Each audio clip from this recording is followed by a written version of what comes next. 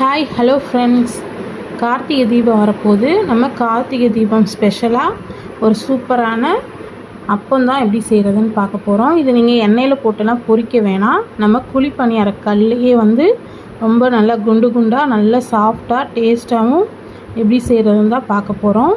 கண்டிப்பாக இது உங்களுக்கு ரொம்பவே ஈஸியான மெத்தடு. கண்டிப்பாக ட்ரை பண்ணி பாருங்கள். ரொம்ப சாஃப்டாக இருக்கும். இது செய்கிறதுக்கு நான் ஒரு 2 கப் அளவுக்கு பச்சரிசி எடுத்திருக்கேன். இதை ஒரு 3 முறை நல்லா கழுவிட்டு நம்ம இது முழுகிற அளவுக்கு தண்ணி ஊற்றி ஒரு 2 மணி நேரம் ஊற வச்சு எடுத்துக்கலாம். இப்போ ஒரு பாத்திரத்தில் நான் 1.5 கப் அளவுக்கு வெல்லம் சேர்த்துருக்கேன். 2 கப் அரிசிக்கு 1.5 கப் அளவுக்கு வெல்லம், இனிப்பு கரெக்டாக இருக்கும். ஒரு 3/4 கப் அளவுக்கு தண்ணி ஊற்றி இந்த வெல்லம் நல்லா கரையணும். அந்தளவுக்கு கொதித்து வந்தால் போதும். இதை ஆற வச்சு நம்ம வடிகட்டி எடுத்துக்க போகிறோம். வெல்லம் நல்லா கரைஞ்சி கொதி வந்தால் போதும். பாகு பதம்லாம் வேணாம்.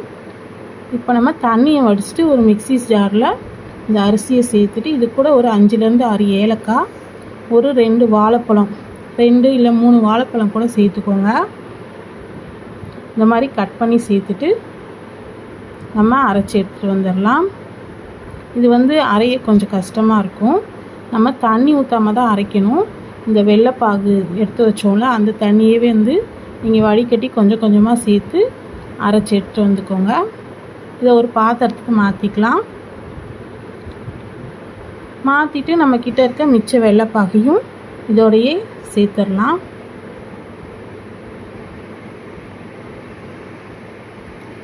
இதுக்கு இனிப்பு சுவையை கூட்டி கொடுக்கறதுக்காக ஒரு பிஞ்ச் அளவுக்கு உப்பு போட்டுக்கோங்க.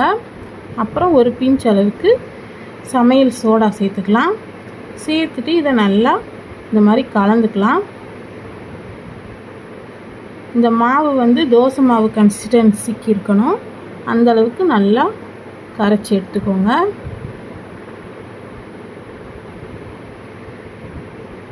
இதில் நம்ம ஒரு தாளிப்பு கொடுக்கறதுக்காக ஒரு தாளிப்பு கரண்டியில் 2 டேபிள் ஸ்பூன் நெய் ஊற்றிக்கலாம். நெய் கொஞ்சம் சூடானதும் ஒரு 10 முந்திரியை நல்லா பொடியாக கட் பண்ணி சேர்த்துட்டு ஒரு 1/4 மூடி தேங்காவையும் பொடியாக கட் பண்ணி சேர்த்து இது நல்லா லைட் ப்ரௌன் ஆகணும். அடுப்பு சிம்மில் வச்சுட்டு நல்லா க்ரன்ச்சியாக பொரித்து எடுத்துக்கோங்க. எடுத்துட்டு நம்ம மாவில் சேர்த்துடலாம். நீங்கள் இந்த மாதிரி செய்யும் போது இந்த மாவு நல்ல வாசனையாக இருக்கும். அப்போ ரொம்ப டேஸ்ட்டாக இருக்கும்.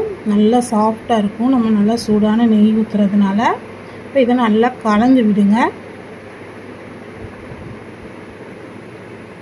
கலந்துட்டு நம்ம இதை எண்ணெயில் கூட ஊற்றி எடுக்கலாம் உங்களுக்கு விருப்பம்னா. ஆனால் நம்ம இன்றைக்கி பணியாரக்கல்லில் தான் செய்ய போகிறோம். இப்போ நான் என் நெய் எடுத்து வச்சுருக்கேன். இப்போ பணியாரக்கல் சூடானதும் நம்ம நெய் சுற்றி ஊற்றிக்கலாம்.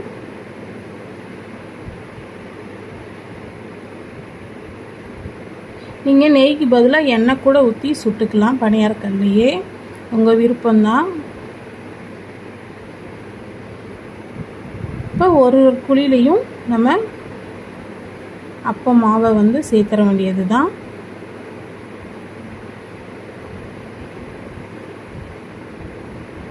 சேர்த்துட்டு அடுப்பை நல்லா மீடியம் ஃப்ளேமில் வச்சுட்டு ஒரு பக்கம் லைட்டாக வெந்ததும் மறுபக்கம் திருப்பி விடுங்க.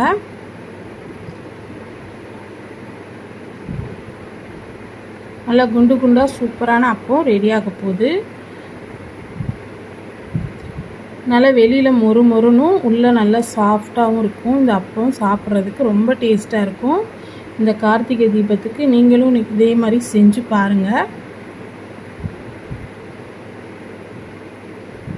இப்போ எல்லா அப்பத்தையும் இதே மாதிரி நம்ம திருப்பி போட்டுக்கலாம். இது நல்லா கோல்டன் கலர் வரவும் நம்ம எடுத்துட வேண்டியதுதான். ஃபுல் ஃப்ளேமில் வச்சு பொரிக்க வேணாம். நல்லா அடுப்பை மீடியம் ஃப்ளேமில் வச்சுட்டு பொறுமையாக நிதானமாக பொரிச்சிடுங்க. உங்களுக்கு கொஞ்சம் கூட விரிசல் வராது. நம்ம எண்ணெயில் பொரிச்சா கூட ஒரு சிலருக்கு கஷ்டமாக இருக்கும் அப்பம் பொரிக்கிறதுக்கு. இந்த மாதிரி ரொம்ப ஈஸியான மெத்தட் இது. கண்டிப்பாக ட்ரை பண்ணிவிட்டு எப்படி இருந்ததுன்னு சொல்லுங்கள். இப்போ அப்பம் நல்லா வெந்து ரெடி ஆகிடுச்சு. உங்களுக்கு பார்த்தாலே தெரியும் எவ்வளோ சூப்பராக ரெடி ஆகிருக்குன்னு.